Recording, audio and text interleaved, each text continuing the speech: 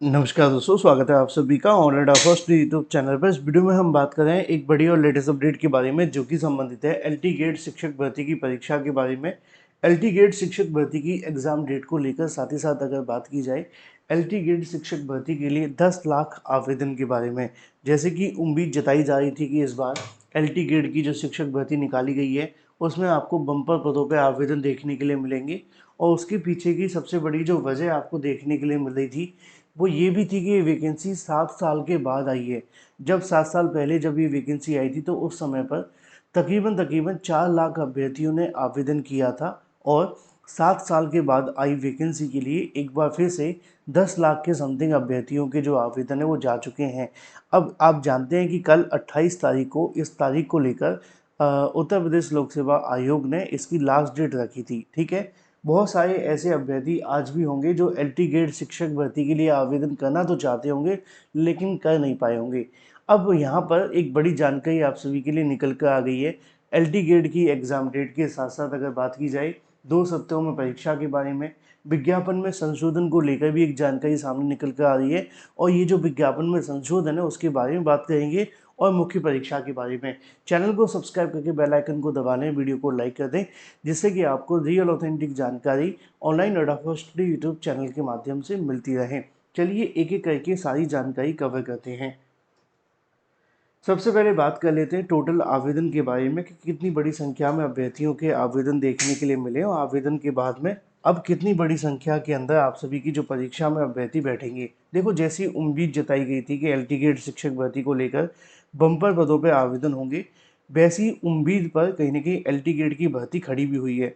यहाँ पे आपको आज ही के अलग अलग समाचार पत्रों में देखने के लिए मिलेगा कि एलटी गेट शिक्षक भर्ती के लिए आवेदन पूरे और 9,26,000 जो कहीं ना कहीं 9.26 लाख अभ्यर्थियों ने यहाँ पे कहीं ना कहीं नए रजिस्ट्रेशन करवाए हैं। अब आप इसको ऐसे समझ सकते हैं कि एलटी गेट भर्ती के लिए जो आपके ऑनलाइन आवेदन स्वीकार करने की समय सीमा बृहस्पतिवार को कंप्लीट हो गई थी, और इस भर्ती के अंदर तकरीबन आप सभी के 9.25 लाख अभ्यर्थियों ने वन टाइम रजिस्ट्रेशन करवा लिया है। ऐसे में अगर बात की जाए आवेदन की जो संख्या होगी वो आप सभी के 10 और 11 लाख से ऊपर जा सकती है। अब आपके मन में सवाल होगा कि सर ये कैसे हो सकता है, ओटीआर तो इतनों ने करवाया है। क्योंकि बहुत सारे ऐसे अभ्यर्थी होंगे जो पुराने ओटीआर पे आवेदन किए होंगे। ठीक है, क्योंकि आप में से बहुत कम अभ्यर्थी ऐसे भी होंगे जिनको शायद इस बात को लेकर पहले से जानकारी होगी कि भाई एलटी गेट की वैकेंसी आएगी और यूपीपीएससी के माध्यम से निकाली जाएगी, तो उन्होंने पहले से ओटीआर करा लिया होगा। ये तो 9 लाख नए ओटीआर हैं। बहुत सारे ऐसे अभ्यर्थी हैं लाखों की संख्या में जिन्होंने पहले से ओटीआर करवा के रखा हुआ है। ठीक है, तो पहले से ओटीआर उन्होंने करा रखा है तो दोबारा उनको करवाने की कोई आवश्यकता तो है नहीं है। तो ऐसी कंडीशन में जो अभ्यर्थी पहले ओटीआर कराए हुए थे, अब टोटल ओटीआर कितने आप पहले ये देखो। यहाँ पे आपको देखने के लिए मिलेगा कि बुधवार शाम तक अगर बात की जाए 30,44,551 ओटीआर थे, जिनकी संख्या बढ़ कर के 31 लाख पहुँच चुकी है।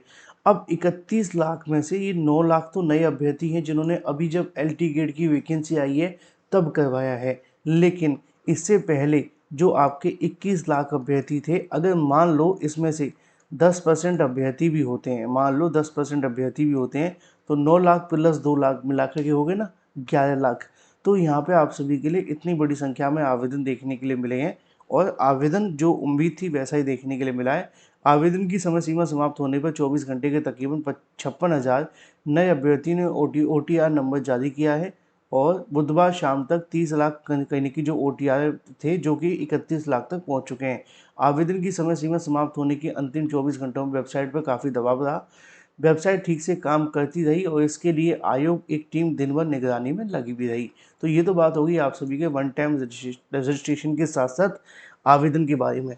अब आवेदन की संख्या 11 लाख प्लस जा चुकी है जैसा कि उम्मीद थी। अब सवाल ये था कि 11 लाख अभ्यर्थी अगर आवेदन करते हैं तो परीक्षा कब तक होगी। अगर आपने मेरे रेगुलर वीडियोस आपको देखे होंगे तो मैंने आपको समय समय पर बताया था कि एलटी गेट की शिक्षक भर्ती के अंदर आप सभी को एक चीज़ देखने के लिए मिलेगी, और वो ये होगी कि आपकी परीक्षा के लिए उत्तर प्रदेश लोक सेवा आयोग पहले टोटल नंबर ऑफ कैंडिडेट कितने आवेदन किए हैं उसके आधार पर चीज़ें करेंगी।